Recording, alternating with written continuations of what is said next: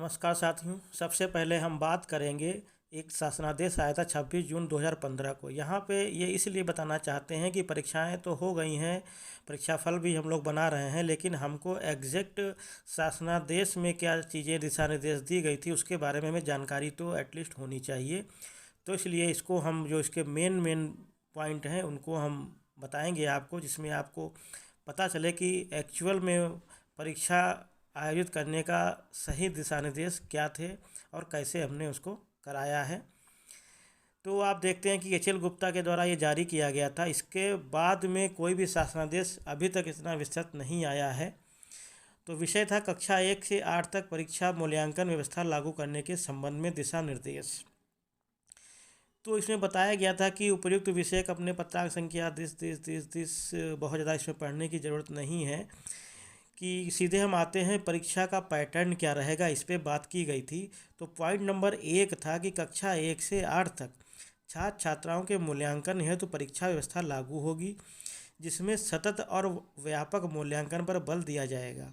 इसके अंतर्गत 2 सत्रीय परीक्षाएं क्रमशः अगस्त व दिसंबर में तथा अर्धवार्षिक परीक्षा अक्टूबर में और वार्षिक परीक्षा मार्च में आयोजित किए जाने का प्रावधान था। इस प्रकार शैक्षिक सत्र में कुल 4 बार छात्राओं का मूल्यांकन किया जाएगा। बिंदु नंबर 2, इन परीक्षाओं में लिखित परीक्षाओं के साथ विषयवार मौखिक परीक्षा को भी स्थान दिया जाएगा। कक्षा 1 में केवल मौखिक परीक्षा होनी है, लिखित परीक्षा नहीं होगी। कक्षा 2 व 3 में लिखित और मौखिक परीक्षा का अधिभार 50% रखा जाएगा। तो कहने का मतलब यही 2 व 3 में लिखित व मौखिक दोनों परीक्षाएं होंगी और दोनों में जो पूर्णांक रहेगा वो 50-50% का रहेगा। कक्षा 4 से 5 तक लिखित और मौखिक परीक्षा का अधिभार क्रमशः 70% और 30% रखा जाएगा। कक्षा 6 से 8 में लिखित परीक्षाएं होंगी, मौखिक परीक्षाएं नहीं होंगी। बिंदु 3 में था कि कक्षा 1 से 5 एवं कक्षा 6 से 8 की सभी परीक्षाएं गृह परीक्षा के रूप में प्रत्येक विद्यालय में आयोजित की जाएंगी तथा विद्यार्थी अपने विद्यालय पर ही परीक्षा में शामिल होंगे। अर्धवार्षिक एवं वार्षिक परीक्षाओं को लिखित परीक्षा हेतु मुद्रित प्रश्न पत्र एवं उत्तर पुस्तिकाएं छात्र छात्राओं को निःशुल्क दिए जाएंगे। सत्रीय परीक्षाओं हेतु अध्यापक द्वारा ब्लैक बोर्ड पर प्रश्न लिखे जाएंगे तथा छात्र छात्रा अपनी कॉपी में उत्तर लिखकर अध्यापक को उपलब्ध कराएंगे।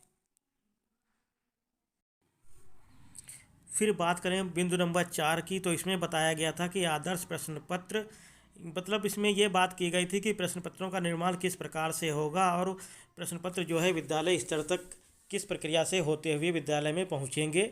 और बिंदु नंबर 5 में बताया गया था कि जो प्रश्न पत्र और अर्धवार्षिक परीक्षा के लिए बनेंगे उसकी कमेटी में कौन कौन रहेगा। बिंदु नंबर 6 में बताया गया था कि सत्रीय परीक्षाओं को आयोजित करने में कौन कौन प्रक्रियाओं का हमें पालन करना होगा, कैसे उसके हमें प्रश्न बनाने होंगे, किस प्रकार बच्चों का हमें आकलन करना होगा।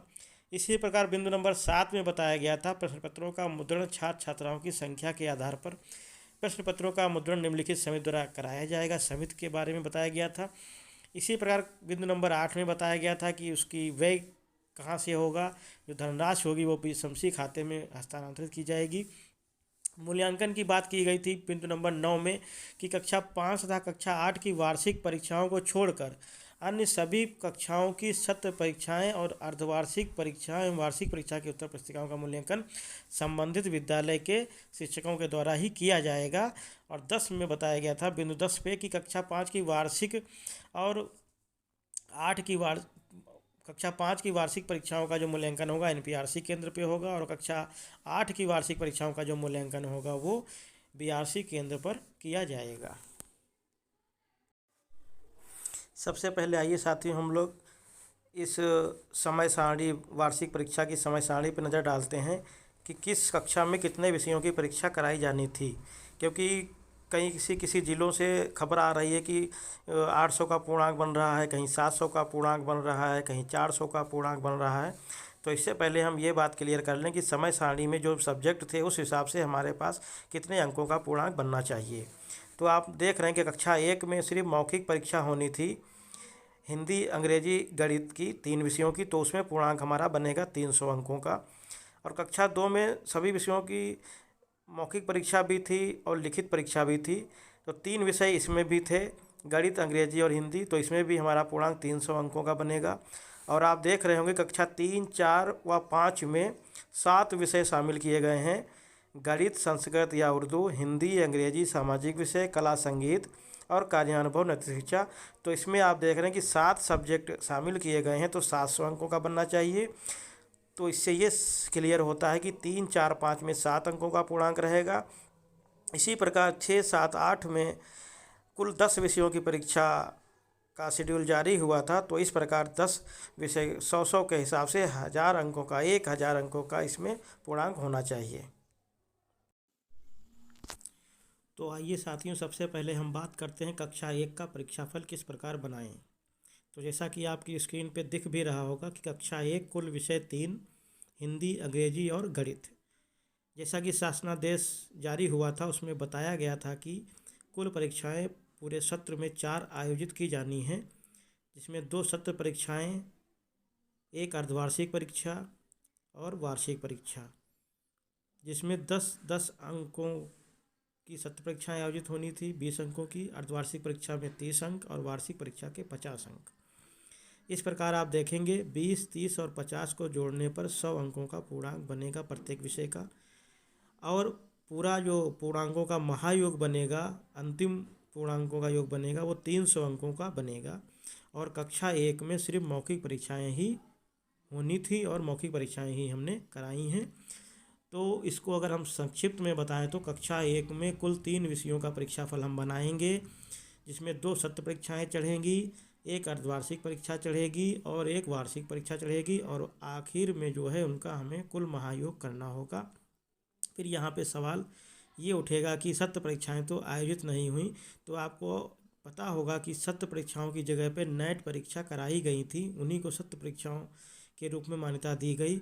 तो आप सत्र परीक्षाओं में नेट परीक्षा के प्रदर्शन के आधार पर प्रत्येक बच्चे को उसमें अंक उस पर परीक्षा फल में दे सकते हैं।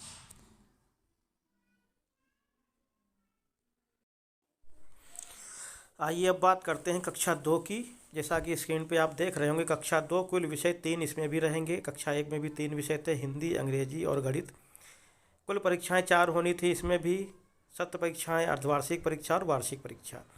इसमें भी प्रत्येक विषय का अंतिम जो कुल पूर्णांक बनेगा वो 100 अंकों का रहेगा। इस प्रकार कुल पूर्णांक का महायोग रहेगा 300 अंकों का। नोट परीक्षाएं व लिखित होंगी। इसमें खास बात यह है कि कक्षा 2 में लिखित व मौखिक दोनों रूप में परीक्षाएं हमने कराई हैं। और मौखिक व लिखित जो पूर्णांक बनेगा वो 50-50 के अनुपात में बनेगा। जैसा कि वार्षिक परीक्षा में अगर 50 अंकों का पूर्णांक है तो 25 अंक मौखिक भाषा के और 25 अंक लिखित भाषा के। ऐसे ही अर्धवार्षिक परीक्षा में 50-50 का अनुपात का मतलब होगा कि 30 अंक हैं कुल, तो 15 अंक लिखित परीक्षा के और 15 अंक जो है मौखिक भाषा के रहेंगे। इसी हिसाब से हमको इनका रिजल्ट तैयार करना है।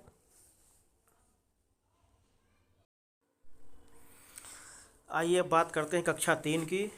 इसमें बहुत अंतर नहीं है, सिर्फ विषयों का अंतर है। इसमें कुल विषय रहेंगे 7, हिंदी, अंग्रेजी, गणित, सामाजिक विषय, कला, संगीत, कार्यानुभव, नैतिक शिक्षा, संस्कृत या उर्दू।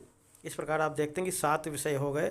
परीक्षाएं इसमें भी 4 ही रहनी थी और प्रत्येक विषय का अंतिम पूर्णांक इसमें भी 100 अंकों का रहेगा। इस प्रकार कुल पूर्णांक का महायोग इसमें 700 अंकों का हो जाएगा, क्योंकि इसमें 7 विषय हैं और प्रत्येक विषय 100 अंकों का है, तो 700 अंकों का पूर्णांक हो जाएगा। नोट परीक्षाएं मौखिक व लिखित होंगी और इसमें भी लिखित व मौखिक परीक्षा का अनुपात जो रहेगा 50-50 का ही रहेगा। जैसे अर्धवार्षिक में 30 अंक है तो 15-15 अंक हो जाएंगे, वार्षिक परीक्षा 50 अंकों की है तो 25-25 अंक हो जाएंगे। तो आइए साथियों अब बात करते हैं कक्षा 4 व 5 की, इसका परीक्षाफल कैसे तैयार करेंगे। इसमें भी कुल विषय रहेंगे 7, हिंदी, अंग्रेजी, गणित, सामाजिक विषय, कला और संगीत, कार्यानुभव, नैतिक शिक्षा, संस्कृत या उर्दू। कुल परीक्षाएं इसमें भी 4 आयोजित होनी थी, 2 सत्र परीक्षाएं, अर्धवार्षिक परीक्षा और वार्षिक परीक्षा। प्रत्येक विषय का पूर्णांक इसमें भी 100 अंकों का रहेगा। इस प्रकार कुल पूर्णांकों का जो महायोग रहेगा 700 अंकों का बनेगा, जैसा कि कक्षा 3 में रहा था। परीक्षाएं लिखित व मौखिक होंगी और लिखित मौखिक हमने कराई भी हैं। इसमें बस हमको थोड़ा ये अंतर है कि इसमें जो लिखित व मौखिक परीक्षाओं का अनुपात रहेगा वो 70:30 का रहेगा। इसको ऐसे कहें कि अर्धवार्षिक परीक्षा है तो लिखित व मौखिक भाषा का 70-30 में अनुपात बनेगा। इसमें मौखिक भाषा रहेगी 9 नंबर की और लिखित भाषा रहेगी 21 नंबर की। ऐसे ही वार्षिक परीक्षा में 70 और 30 के अनुपात में रहेगा, मतलब लिखित परीक्षा रहेगी आपकी 35 नंबर की और मौखिक भाषा की जो परीक्षा रहेगी, मौखिक परीक्षा रहेगी, वो आपकी 15 अंकों की रहेगी। मतलब अर्धवार्षिक में लिखित व मौखिक 21 और 9, वार्षिक में लिखित व मौखिक 35 व 15 अंकों की रहेगी। तो उम्मीद है कि आप लोगों ने इसको अच्छे ढंग से समझ लिया होगा, क्योंकि हमने कक्षा 1, 2, 3, 4, 5 को अलग अलग तरीके से आपको समझाने की कोशिश करी है। इसके बाद आइए नेक्स्ट स्लाइड में हम इसको थोड़ा समराइज करेंगे। आइए देखते हैं। आइए साथियों, इसको थोड़ा समराइज करते हैं कि आप सबसे पहले ऊपर देख रहे होंगे कक्षा 1 व 2 के लिए हिंदी, अंग्रेजी, गणित प्रथम सत्र परीक्षा पूर्णांक 10-10 का, तो टोटल आपका पूर्णांक का योग हो गया 30 अंकों का। इसी प्रकार हम देखेंगे अर्धवार्षिक परीक्षा दूसरे कॉलम में प्राप्तांक और पूर्णांक, यहाँ भी 30-30 अंकों का हुआ, ये आपका 90 अंकों का हो गया। यहाँ पे हमें पूर्णांक पे ये ध्यान रखना है कि इसमें मौखिक और लिखित दोनों में हमें ध्यान देकर नंबर चढ़ाने हैं। फिर द्वितीय सत्र परीक्षा 10-10 अंकों की हुई। वार्षिक परीक्षा भी आपकी 50-50 अंकों की हुई, 150 अंकों की हो गई। कुल योग आपका बन गया 100, प्रत्येक विषय में 100 अंकों का। इस प्रकार 300 के योग में हमें बच्चों को नंबर देने होंगे। इसी प्रकार अगर हम देखें कक्षा 3, 4 व 5 में, तो इसमें सिर्फ आपका अंतर आ गया है विषयों का। उसमें 3 विषय थे, इसमें 7 विषय हो गए।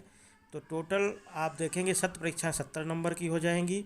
अर्धवार्षिक परीक्षा टोटल हो जाएगी 210 अंकों की। द्वितीय सत्र परीक्षा हो जाएगी फिर 70 अंकों की। वार्षिक परीक्षा आपकी हो जाएगी 350 अंकों की।